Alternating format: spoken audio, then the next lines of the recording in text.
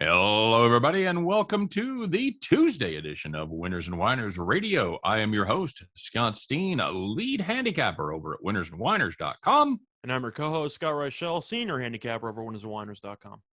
And together we make up a Winners and Winers Radio. Give us an hour, and we'll give you the winners. And we're going to do that here on today's show. We're going to talk a little bit about the Monday night game. Holy mackerel. Hold on to your seats there. You end up okay on that one, Scott? It was okay. I mean, I had a play of the day on the Raiders' first half plus 3.5, which was unfortunate because the Raiders did nothing for the entire first quarter and yet still had a shot to win it at the end, even though the ball went through Waller's hands. Tough catch, but they made a couple of end zone shots in the final 30 seconds. However, I did mention in that video, I also thought the Raiders might just win the game outright. I had money on the Raiders to win it outright, so I personally did okay. I basically broke even on the game. You?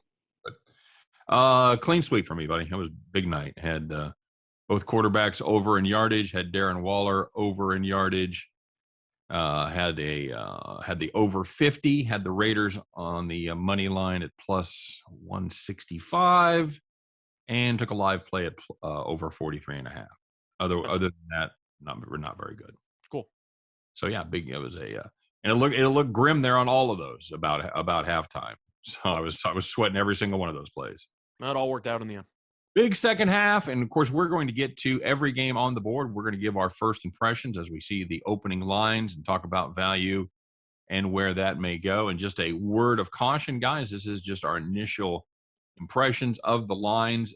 It may change later in the week as injury situations are updated and line movements, things like that. So don't if we give you our impression today and then come back with another impression on our later NFL show, don't be roasting us because it's entirely possible that's going to happen. Scott? Well, plus, if we like a number, let's just say minus 3.5, right, and it goes to 6.5, and exactly. if we flip flop, it's clearly not the same situation as it was before. Yep, absolutely correct. Because a lot of these times, and that's the nice thing about going through them early, and I kind of feel like we owe that to our listeners, is to go through them early and give everybody a shot. Because we've talked before, Scott, especially in the NFL, if you're betting all your numbers at closing line, you are not going to be a profitable sports bettor. It is literally not possible. It's definitely not easy, I'll tell you that much. But I do think that if you want to jump the gun early on some NFL games, I know I do that in college all the time. If I like a line early, I'll bet it on Wednesday, and the game is going to be on Saturday. Same thing with the NFL. If you think a line's going to move a lot, then get in early before it moves. Yeah, if you have to have confidence in your handicapping ability that you know which way that line's going to go, and you got to have a feel for it. You got to have a feel where the value is, and make sure that you're in front of the crowd, and that's definitely the place to be. It's all about beating the closing line or picking up CLV. You'll hear Scott and I talk about that all the time, and that is the key to this business. So without further ado, we got a lot to get to. So let's take a look and see who maybe didn't have the day that we had, Scott, and maybe it didn't go as well. They had it. It was right there, and then they lost it in the lights. They end up getting that game robbed. All you can do, man, is call the cops. All right, Scott, let's kick it off, shall we? We're going to take a look first in the at the NFL. Little game between the Baltimore Ravens and the Las Vegas Raiders. Perhaps you watched it if you had the under 50.5. Man, first half was the place you wanted to be. It was 7-0 after the first quarter. It was 17-10 after the third quarter. You're pretty golden there. You've just got to avoid 24 points. And you did. You avoided 24 points, but they put up 27 in the fourth quarter. And, of course, by that time, it was all over for you. That game ends up 33-27, but you've already been mad by that time and thrown something at the TV. You should have just called the cops instead. Honorable mention for the Ravens money line in there. You're up basically the entire game. Tucker makes the kick with about 30 seconds to go or so.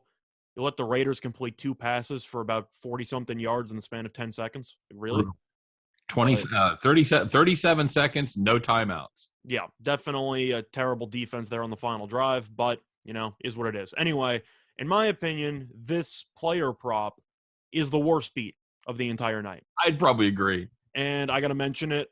Bryan Edwards. Now, some of you might be wondering who. The answer is the Raiders receiver who seemed to not exist for the first 3 quarters. And that's because For the sake of betting, he did not exist for the first 3 quarters, and even more so because the under 3.5 receptions for Edwards looked really good because he had 0 receptions through the first 59 minutes and 23 seconds of the game.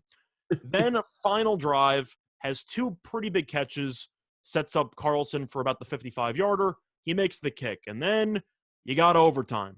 And yes, overtime also applies to player props. They don't call it undertime. They don't call it Brian Edwards undertime. They don't. And Edwards had 2 more catches in overtime to finish with 4.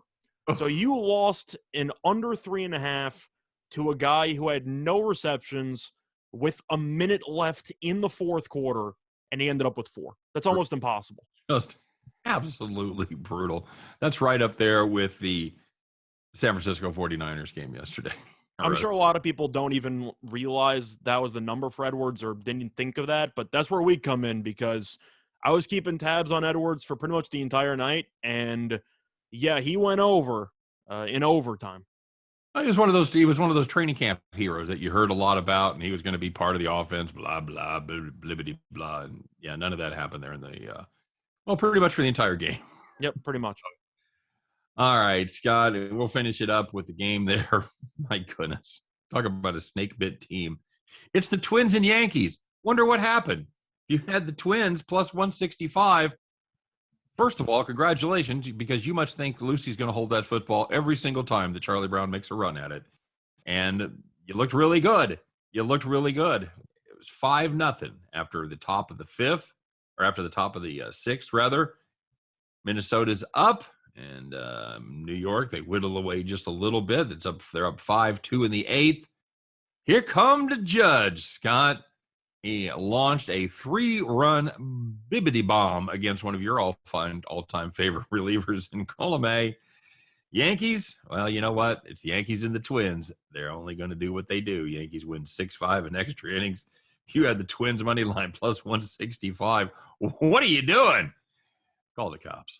The way that I'm looking at it is that the Yankees could have the roster of an average AAA team, and they would still find a way to beat Minnesota. I'm not really sure what it is, but the Yankees are just the ultimate boogeyman for the Twins, besides pretty much the playoffs in general. Yeah, absolutely correct. So that was some brutal cops right there, but let's take a look. Let's see the other side of the coin, the happy, shining side of the coin, Scott. These are the people that had the nice, easy victories. Never a doubt as you were sitting in the rocking chair. So the first one was actually pretty close to our hearts because we had it on the show.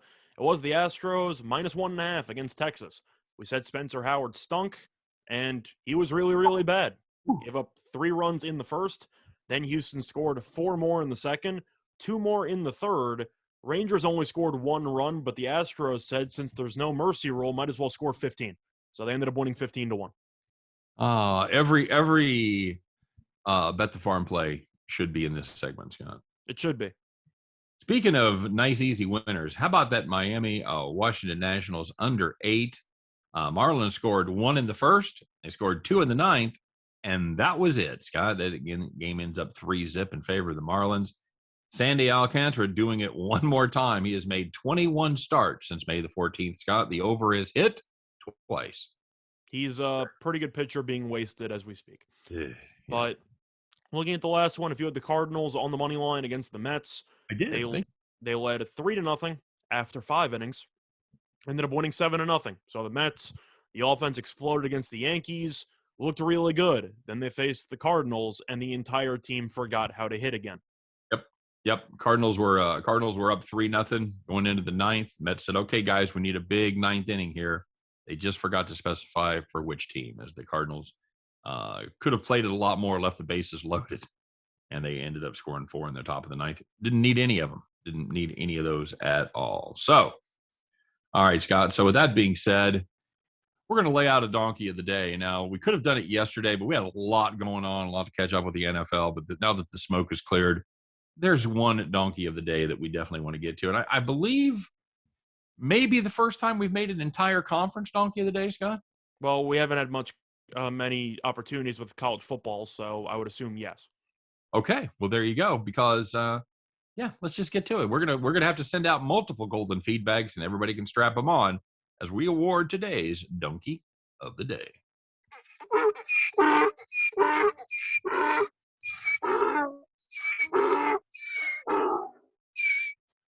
Scott, I'm a big fan of the MAC, like the MAC conference. Little MACtion there, midweek football coming up into October, November. Very excited about watching these teams play. But they, my friend, did not have a good weekend at all. They go just 3-9 on the day. Now, but how'd they do against FBS teams? Scott, they didn't do well. They lost every game against an FBS opponent. Now, some of them, they acquitted themselves quite well. Toledo's close loss there to Notre Dame when they gave the Fighting Irish every bit that they could handle and almost more. They lost that one by 3. That's to be excused. Eastern Michigan loses to Wisconsin. Didn't cover, though, right? That was only like 20, 22? They didn't score. Spread was 26. 26? Yep, they didn't cover. That's right. And Miami of Ohio acquitted themselves well against Minnesota. They beat the number, however, they lost. And that, Scott, was pretty much the end of the good news for the MAC. They lost every other game. I will tell you, the 3 games they won was Western Michigan beating Illinois State, an FCS team. Bowling Green losing to South Alabama, Scott. Not a good look at all there. South Alabama really struggles. I don't know if this is the worst one or not. Akron losing to Temple by 21. Well, I believe there was another team in the MAC that played against an FCS team. How did Ohio do? Ooh, OHIO. Oh, no, Scott. They got beat by Duquesne. I believe they were favored by 29 in that game. Dukes put them away, 28-26. The Ohio Bobcats off to an 0-2 start. Not ideal at all. Not good. Northern Illinois loses to Wyoming. Every victory they had was over an FCS team. Like I said, just a horrible, horrible day for the entire MAC conference, with the exception. I'll give Toledo a pass, and I'll give Miami of Ohio a pass. And you giving Ball State a pass or no? Ball State for their game against they got buried by Penn State, but I mean they didn't cover, but still. Nope. If you didn't cover, you're dead to me. Fair enough. But either way, I thought about only giving this to Ohio, and then we decided, let's look at the MAC and how they do, and we realized, wow, the entire conference was awful over the weekend. Yeah, they really were. They were not good at all. Central Michigan beat up on Robert Morris. So just to go through the numbers once again on the MAC went 3-9 overall. They went 0-8 against FBS teams. Yes, and they went 3-1 against FCS teams. Yes, congratulations. That's not good.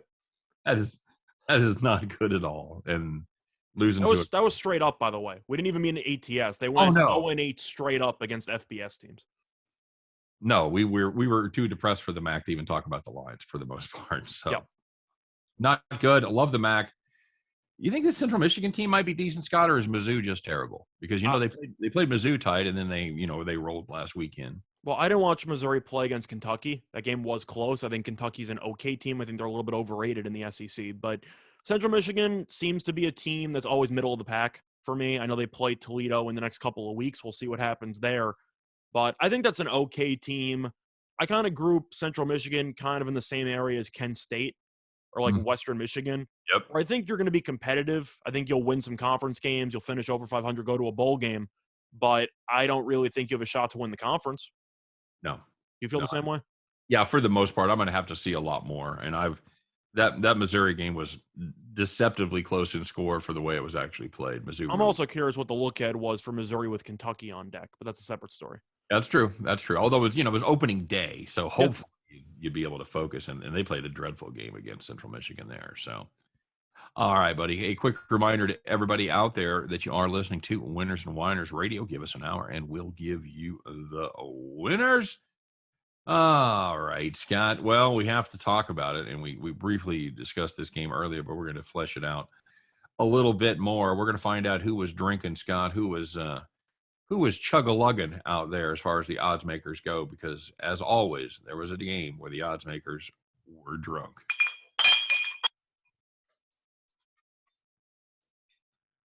Take it away, sir. So for this one, we're going to be going back to the rocking chair. And we mentioned in baseball, you had the Cardinals money line against the Mets. And the issue there, the price on the Mets was a little bit fishy or quite frankly stupid.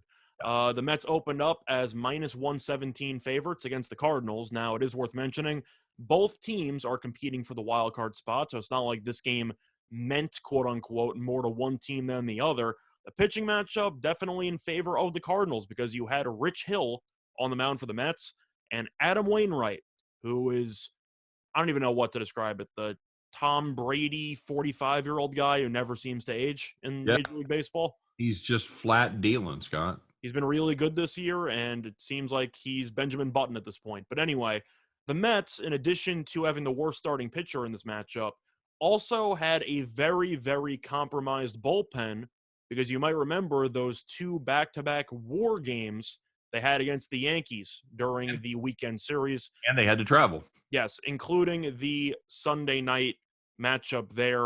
Right. What do you mean travel? They had to that game was in New York. I'm sorry, you're right. I thought it was in St. Louis. That's right. It was. No, but anyway, the point is that the Mets used basically their entire bullpen in the Sunday night game, as well as the Saturday game, and they were absolutely cooked. And Rich Hill never goes more than 5. So the Mets were really compromised, and yet the odds makers had them favored. Now, I'll give the bettors credit because the bettors absolutely slammed St. Louis, and St. Louis closed as a favorite. But you have a pitcher who goes no length, and you have a very, very tired bullpen. How are the Mets favored in this game? It made no sense to me, Scott. That's why I made it one of my premium plays for my subscribers, and we got it. When I first started capping the game, it was plus 110. By the time that I actually sent the pick, it was plus 100. And, of course, by game time, it was, like I said, it was the Cardinals were well favored there. But it made no sense to me. That line was it's one of those that seems so weird you wonder about it being a trap. You know what I'm saying? I feel you. I feel like it might be part of the New York tax with the other team. Right. Because the Mets won against the Yankees on Sunday night, and people were going, this Mets team, kind of frisky. And then you realize, the Yankees might just be bad. Yeah, and that's certainly possible. Yankees had a nice win there today, a game they really needed. They really needed it. They also fell behind 5-0 against Minnesota, but, we'll see what happens over the next few days. I believe we mentioned that. Yes, we did. I was just seeing Wainwright, he's just a beast. He only went 6 innings last night. It's all he needed to go. I know he'd been averaging like 7.1 innings per start over his last 13 starts. He's just a monster. The thing about Wainwright is he threw a Maddox a month ago or so, but it's really just his command. The guy just throws a bunch of strikes. Yeah.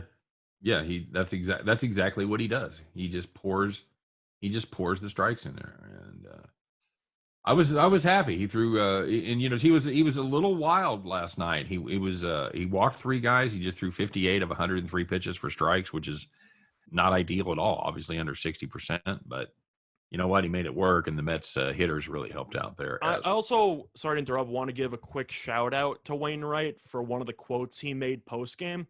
I don't know if you actually heard this quote or not. So Wainwright in the first inning had to deal with the bases loaded, and he had Jeff McNeil up at the plate.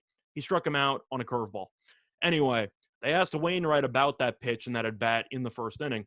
And he said after the game, quote, "I like nostalgia, and I felt Mets fans in a bases-loaded situation wanted to see me throw 2 curveballs and a changeup. I gave the people what they wanted." Now, if you don't remember, the playoffs back in, I believe it was 2007, Wainwright struck out Carlos Beltran with the bases loaded to end the NLCS in Game 7. Wow, that's quite a throwback. Now, do you actually remember that game when you were 10? I actually do remember that. I remember Aaron Heilman giving up the home run to Yachty in the 9th. I had 3 days lunch money on it versus 2. So other kids 2 days lunch money. People actually remember that game for one other play. It was the Andy Chavez robbed home run game. Oh, okay. That's the play that people remember, but people don't forget, Mets fans especially don't forget Beltran leaving the bat on his shoulder on that curveball from Wainwright.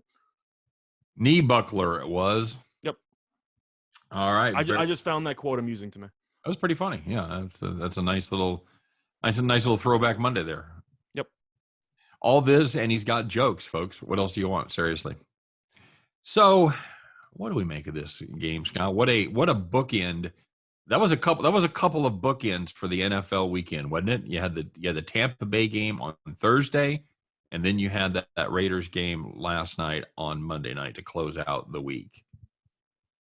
Was that a better game than Tampa Bay? No. No? See, it really depends on what you look for when it comes to games, because if you wanted complete unpredictability, then this Monday night game was the game for you. And that's the game you'd pick, because both teams really seemed to not want to win the game over the last 4 minutes of the fourth quarter and overtime, because the Raiders with the false start and the interception, and then Lamar fumbles about 5 plays later, and the whole thing was just an absolute circus. But that's where the Tampa-Dallas game, I feel like, was different, because it didn't really involve any team screwing up. It was just teams were making plays back and forth, and Brady got the ball last and he won. So I had a great time watching the Raiders game. I thought it was hilarious for the last about, 10 minutes of actual time. But in terms of what was the better game, I'm picking Tampa Bay and I'm picking Dallas, because that game was just full of guys making plays. And I felt like both quarterbacks for Baltimore and Las Vegas were really good in the second half. First half, I don't know. I feel like there were a little bit of quiet moments in the game where that was just not the case in the Tampa-Dallas game. You? There was definitely in the first quarter, especially. Well, when the Raiders drove and then came up dry there, and that was just brutal. So you saw a lot more competent football, I think, on Thursday. Yeah. You saw some decent defense, though, on that Monday night game for a little while anyway. Were you surprised at the Raiders pass rush, that they were able to get to Lamar? I would say no, because when you say got to Lamar, it's also a bit of selective recall, because Crosby had a couple of sacks and you had the strip sack by Nassib to win the game. Other than that, I mean, I thought Lamar looked pretty comfortable for the majority of the night. The Raiders really didn't blitz that much. They were running zone the majority of the game, because they were basically daring Baltimore's receiving core, whatever you even want to call it, because it's not very good. They were just daring them to get open. And Lamar, I thought, had moments where he found Hollywood Brown over the middle for a couple of big games for the most part. He had the one over-the-shoulder pass to Sammy Watkins, which set up a touchdown. Did he really do anything else with his arm for the entire game? Because I remember about 3 plays where he made good throws. The rest just seemed like checkdowns to running backs and to tight ends. He hit Waller for about 30 on that crossing pattern. No, I was talking about Lamar Jackson. Oh, no, Lamar. I remember 3 throws. You had 2 to Brown and you had 1 to Watkins. That was basically it. Yeah. I'm trying to think of anything he threw downfield. Yeah, nothing's coming to me. That's all I got. Now, Carr tried to throw downfield. He failed about 90% of the time, but there were a couple of deep crossing patterns where he connected. Truth is, he was brutal in the first half, and that's probably why I lost my first half bet, because Waller was wide open in one-on-one coverage for the majority of the game. And then Carr finally connected a couple of times late in the first half and in the second half, which led to the touchdown. But yeah, truth is, the best pass that I thought of the night was kind of an easy pass. It wasn't even the overtime pass. It was the lob throw to Ruggs on the final on that touchdown drive. Yeah, I can't believe Ruggs actually caught one. Number one, I couldn't believe he was still in there, because last time we saw him, he was grabbing his calf and limping off. But I'm going to tell you, obviously, being a Kansas City Chiefs fan, we would rather have Mahomes than anybody else. But he does little things, Scott. I'll give you a great example. Late in the game there, when Carr took that sack, there is no way Mahomes takes that sack and doesn't throw it out of bounds. Yeah. That cost him 18 yards. They go from 2nd and 10 to 2nd and 28. Now, plus, I didn't really see replays of it, but I know that people on Twitter at the game were really complaining about Carr in the first quarter and first half, just completely ignoring a wide-open Ruggs downfield. And I know one play, Waller was wide open up the seam, and he didn't throw him the ball. The main issue I have with Carr, besides the occasional sack taking, which is a bit of Kirk Cousins syndrome, he really is just afraid to pull the trigger on some one-on-one shots on the outside. Right. but he's willing to throw into double coverage to Waller over the middle. I just feel like he needs to pick his shots a little bit better. But I said going into the game yesterday, and I said it on air, I think Derek Carr's a competent quarterback. He struggled for me personally in the first, I'd say, 20 minutes before the 2 touchdown drives at the end of the first half, but he was very good in the second half. Yeah, I totally agree. I don't think the Raiders receivers are terrible. I don't think they're very good. I like Hunter Renfrow a lot. That's right. basically it. Well, he's basically Wes Welker 2.0. Yeah, I'm saying I just like him. Ruggs, I'm not a fan of because I assume he's going to be injured in about a week and a half. But I think he's meh. I think he's a bust. You could have gotten so many better guys.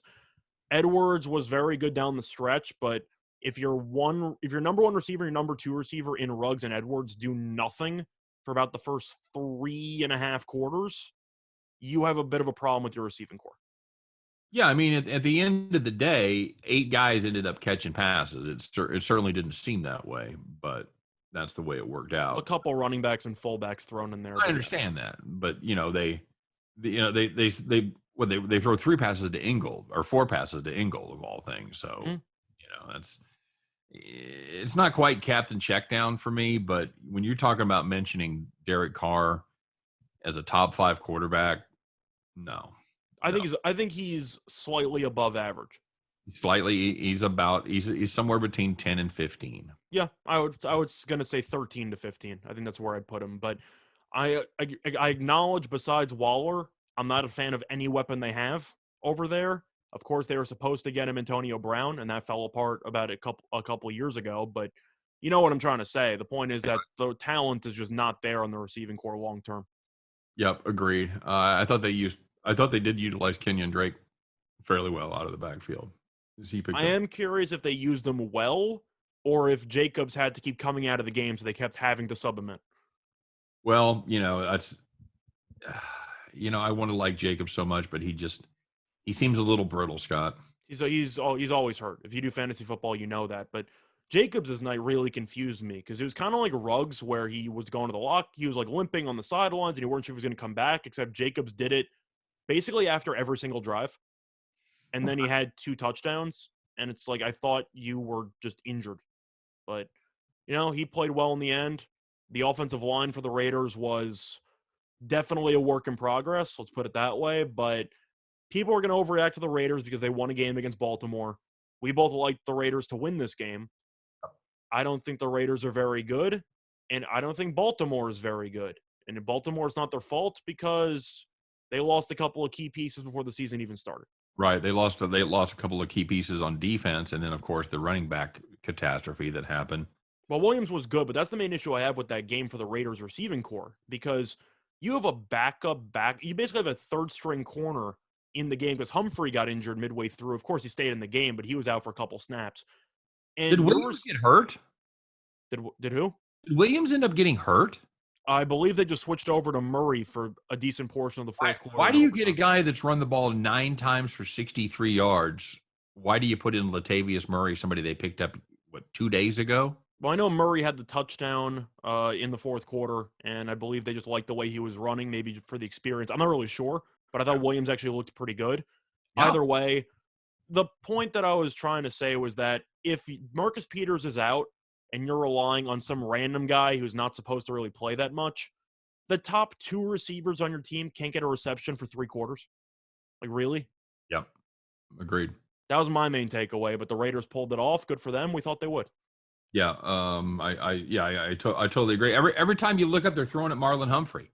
Like, why don't you throw at the other side where they've got the guy that's replacing Peters in there? And they tried to that at the end because Edwards caught the pass, which was originally ruled a touchdown, was not ruled a touchdown, but they eventually realized, wait a second, what if we throw it to the other guy? And it took you 3 quarters to realize that? Everett over there and everything. I didn't understand that. Like, Marlon Humphrey makes another play. Like, why? Well, Payne and Eli were talking about that for the entire game. I don't know if you ended up watching that broadcast or the regular. No, I was doing other stuff. I was working and talking to the wife.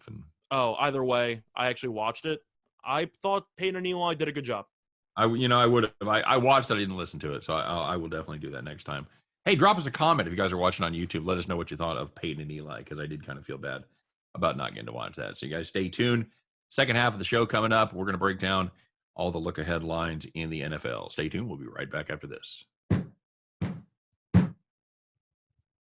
That's cool. So was it good between the two of them? Good. I actually liked it a lot. Now, Peyton did talk a lot in the early going, and then he kind of toned it back a little bit for the second half because Eli was kind of just, I don't want to say getting interrupted, but he didn't really have much time to speak.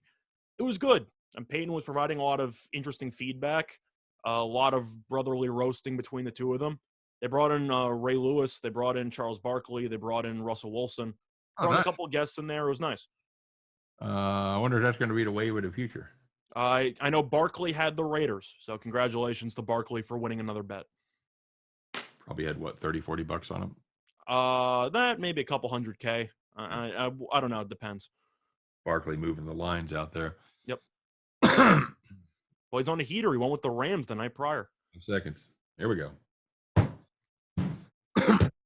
All right, everybody. Welcome back to the second half hour of Winners and Winers Radio. Give us an hour and we'll give you the winners. Scott, we're going to talk about the NFL opening lines. Before we do that, there's something that we wanted to talk about that we haven't been able to get to yet, and that is the big news in college football over the weekend. It's pretty much they made it official. It's if this was an engagement video, it'd be where she said yes, as the Big 12 expansion is now going to be official. BYU, Cincinnati, Central Florida, and Houston will be joining. Because BYU is an independent, they don't have any kind of conference encumbrance to get rid of. They're going to start playing the 2023 season, and the other two will start play no later than 2024. Scott, what do you think? I think that the Big 12 had to come up with something, and I believe we predicted about half of this about, a month and a half ago or so. Sure. Yep, pretty much. I didn't know they'd take 4. We talked about maybe they would just take 2 just to replace Oklahoma and Texas, but they ended up going, you know what? Let's surely 4 schools is worth those 2. I mean, what's the point of being called the Big 12 if you don't have like 14 to 20 schools in there, right? Don't even get me started. How many are in the Big 10? Is it 11 still? It's more than 10. Or did Rutgers make it 12? Because Penn State made it. I believe Rutgers made it 12. I think you're right, because Penn State made it 11, right? Yeah, but because I'm trying to think, you have 6 in each division in the conference. Math checks out there, buddy. But anyway, the one that really surprised me, overall didn't surprise me, but the one that surprised me was BYU.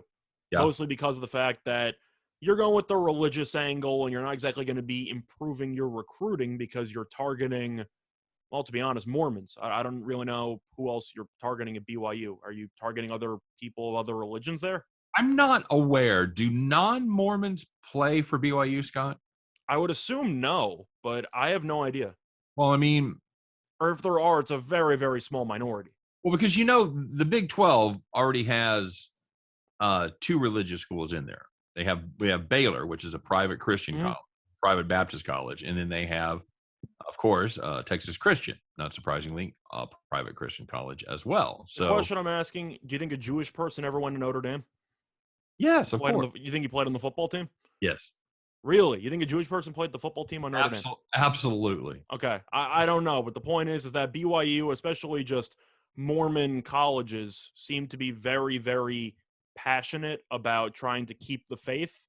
Yeah, that's a whole with the you have to do your mission and everything. That's a whole different setup. But I would agree if there's any place that doesn't allow cross-pollination of religion, I would think it would be BYU. So that's why I was kind of surprised by it. I could be completely just misinformed, and maybe they do end up taking Catholics and taking other religions. I don't really know how you'd get along with people, but anyway, I just feel like if you're going to make the jump, it's for money and you're trying to help out your recruiting. But if BYU is only targeting people of a specific just religion, if that's the case, right, then I don't really know what the upside is there when it comes to facing off against better competition. Money, money, money, money. That's money. But I'm just saying, I don't think BYU is going to implode like Rutgers did trying to join the Big Ten. Oh. But as an independent, BYU's done pretty well for itself. They have, but they're not getting that network TV money, Scott. They don't get the Big 12 deal. There really should be an independent network. Who do you want to see? Notre Dame's got their own deal. So now who do you want to see? I'm fading New Mexico State every week. I might as well watch them play, right? I didn't fade them last week, though, because I actually thought they'd cover against New Mexico. But oh, that's right. You're telling me you don't want to see UMass play every week in football? Yeah, I'm all about that. That's a dream. I'd love to watch UMass play football. Like we've got UMass, UConn, Army, BYU, Notre Dame. I feel like I'm missing one more. I thought there was 6. The point is that if you're trying to talk about BYU being competitive as an independent, they are, and that's why they're ranked. I am curious if they're not getting these recruits that they might be, I say have a better shot at if they weren't only focused on the religious angle.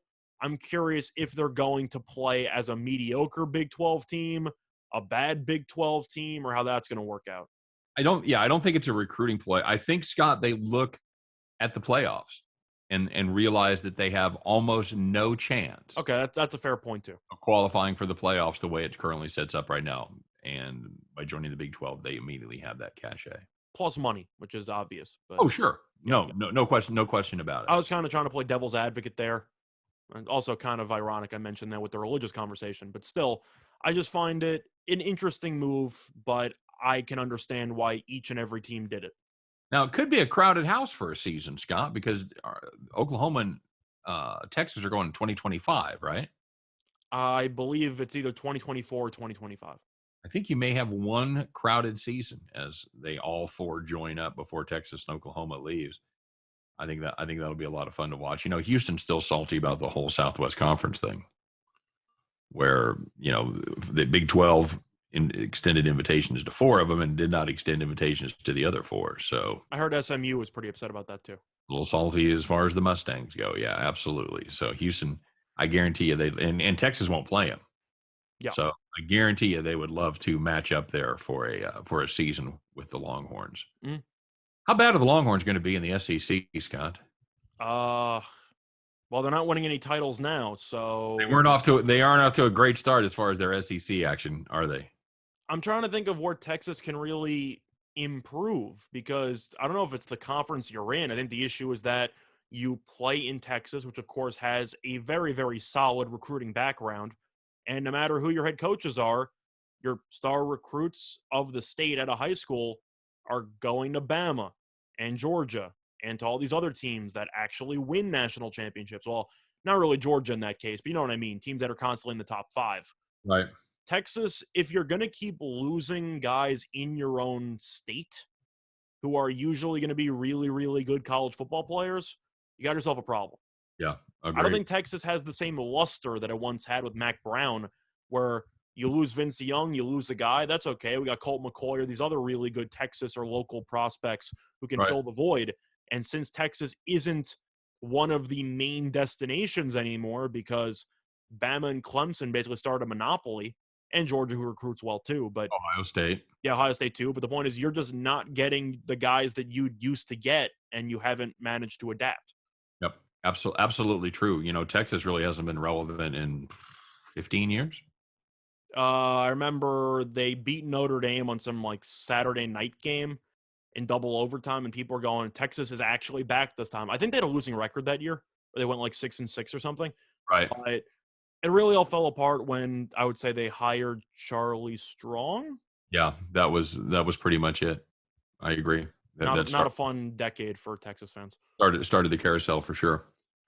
All right, buddy. Well, let's take a look. We've got the opening lines in the NFL, and it's always a lot of fun because, like we talked about earlier, this is where you find a lot of the value. So we're going to give you our first thoughts as we go through here. And we'll just start in rotation order, Scott, starting with let's start with the Thursday night game. That's going to be a barn burner there between the Washington football team as they host the Giants.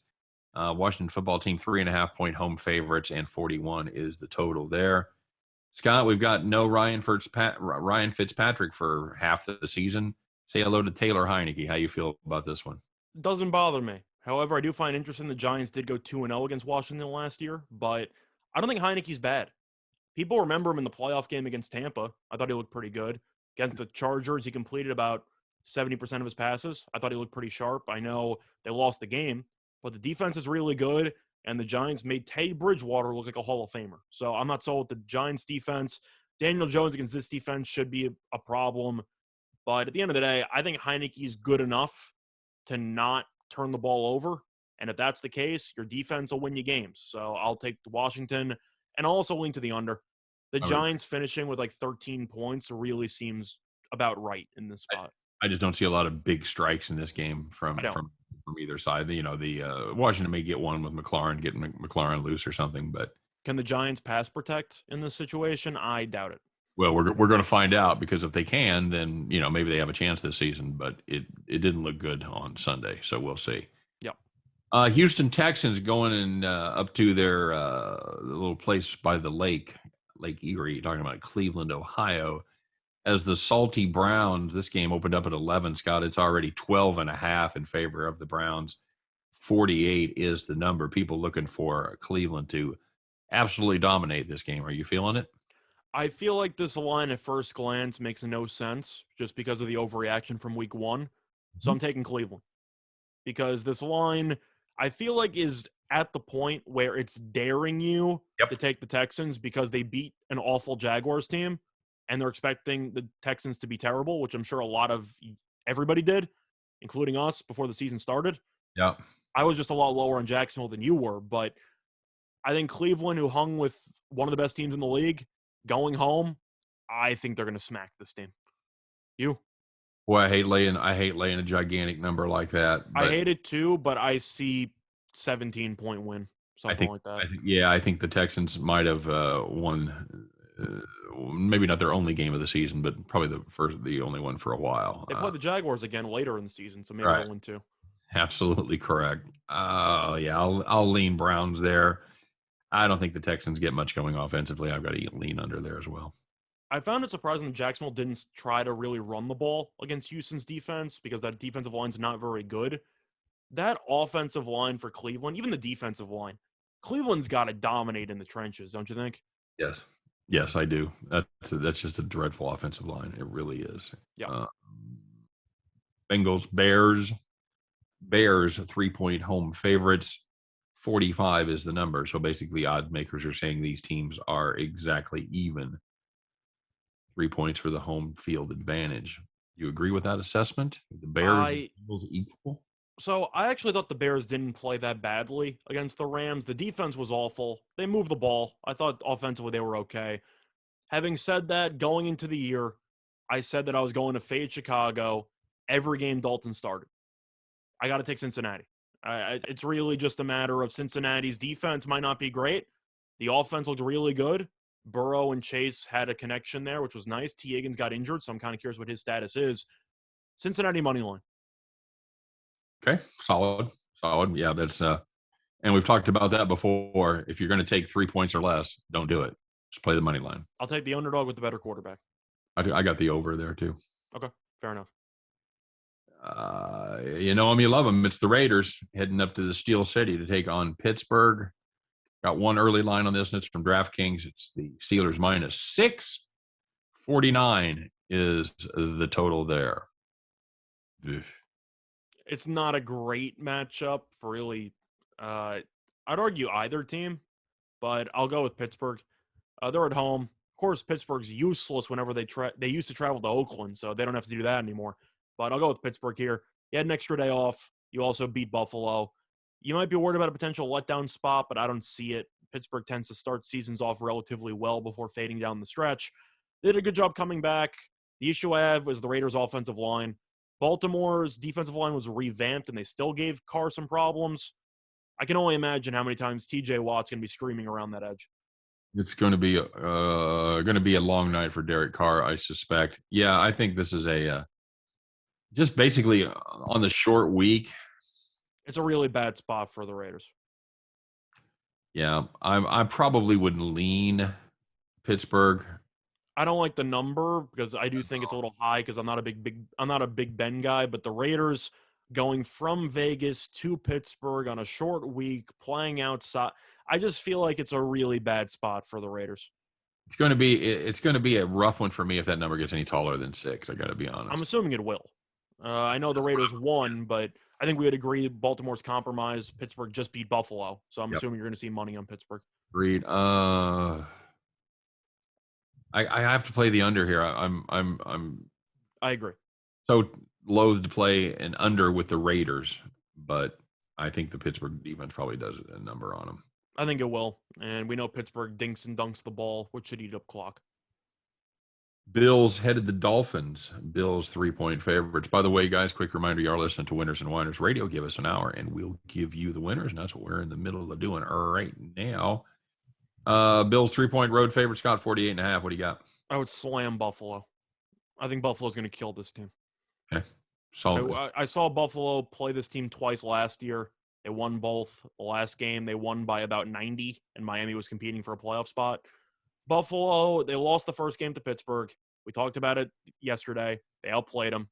Miami ended up winning against New England because New England fumbled the ball in field goal range with about 1:50 to go.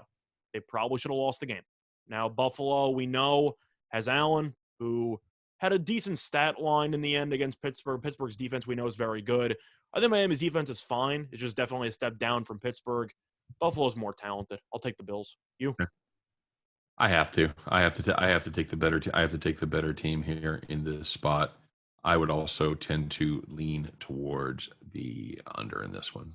Yep, I agree. Rams Colts. Rams 4.5 point. Actually 4 point in most spots. Road favorites. 47.5 is the total. Rams all day against this Colts team. I can't back the Colts with what I've seen so far and during the offseason. The Rams, they looked really good. I know they're going to the road now, but Stafford's the better quarterback. They got the better receivers. They got the better defensive line. The offensive line, you can argue, is kind of a push because Quinn Nelson has the back issue now. I don't really know what area the Colts have an advantage in when some of their best players are severely compromised. Agreed. Next game is going to be. I like the under in that game, by the way. Yeah. I think 48's too high. Your Rams team total over. Okay. I just think the Colts are going to struggle. 49ers headed to the city of brotherly love, Scott. They are a 3.5 point road favorite. 50 is the total against the Eagles there. You've got some injury problems all of a sudden for the San Francisco 49ers. They've lost Verrett. They've lost Mostert. Looks like the same season they just had, isn't it? Kind of, except they actually won a game.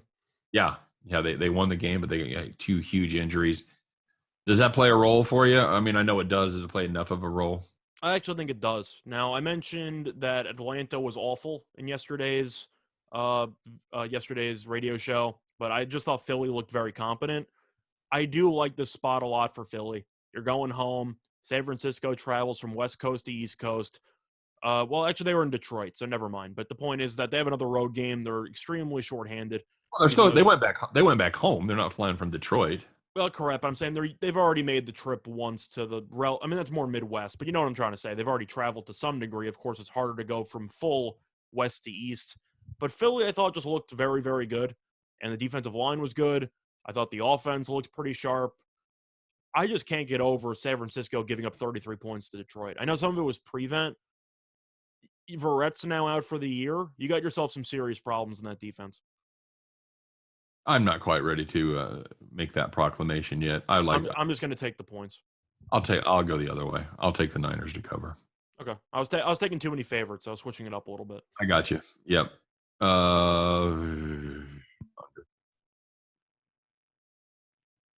Denver by 6 at Jacksonville, 45.5.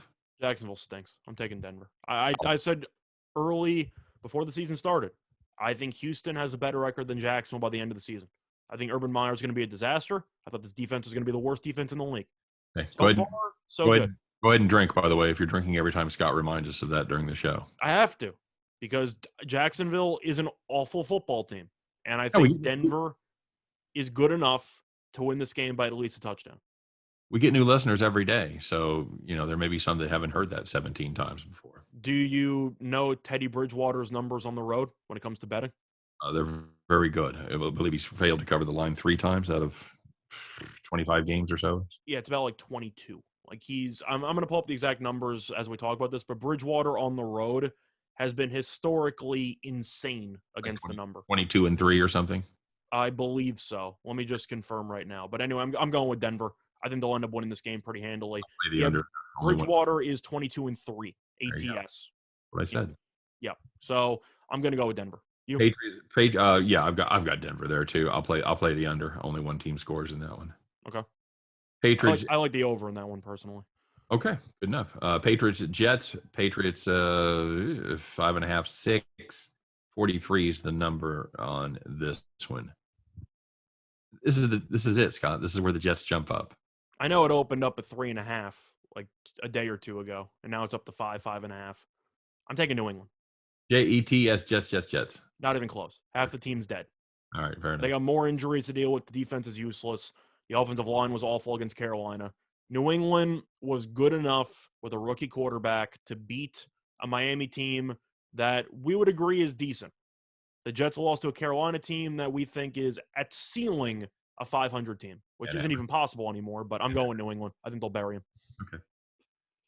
Yeah, Vikings at Cardinals. 3.5 point favorite. This one opened up at 4.5. It's still 4.5 except for DraftKings. So DraftKings, you're drunk. Vikings and 451 is the number there. I gotta love Arizona here. How do you not? I have to. Understand. Yeah. I have to. Maybe be some Viking money come in there. Maybe keep an eye on that number.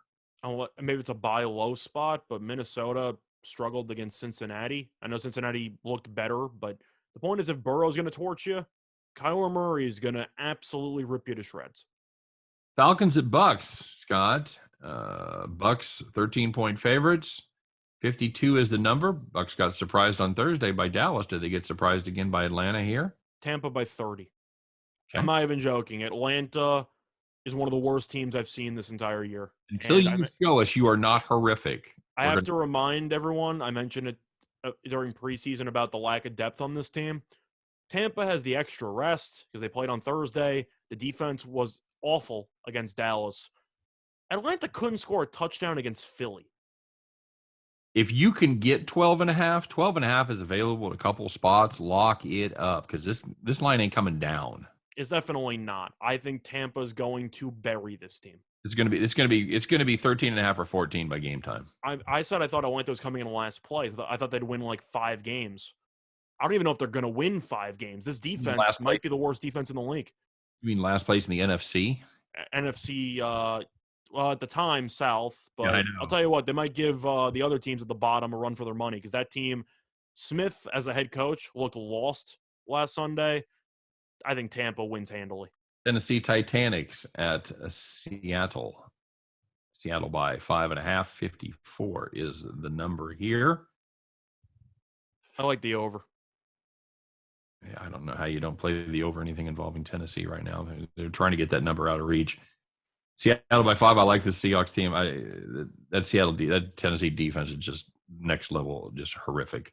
So that's the thing is that I always have a hard time backing Seattle because in the past they were unstoppable at home.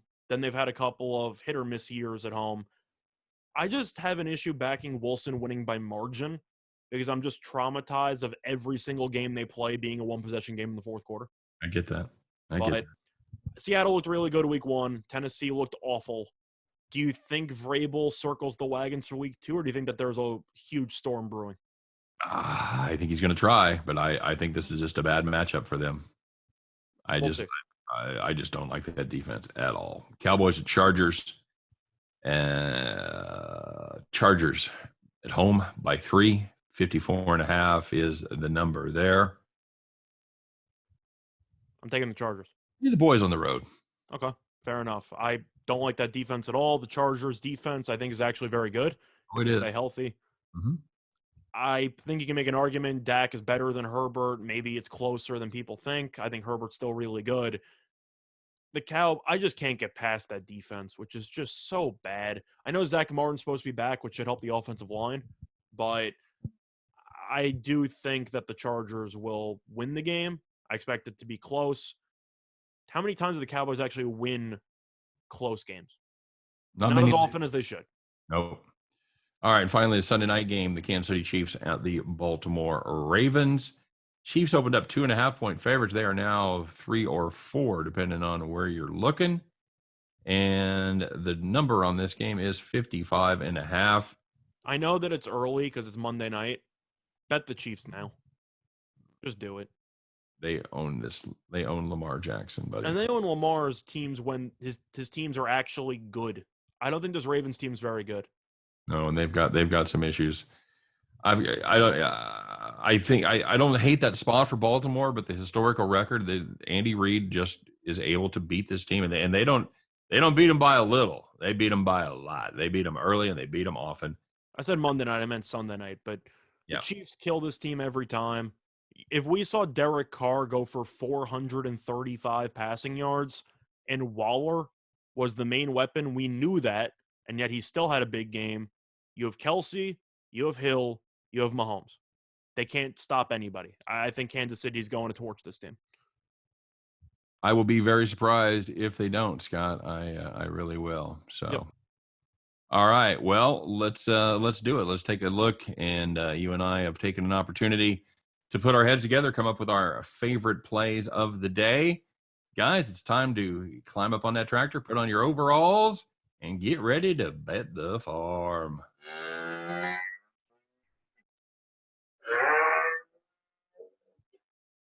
Scott, how did we end up doing yesterday? We were in the rocking chair because we had the Astros -1.5, and they won by 14 runs.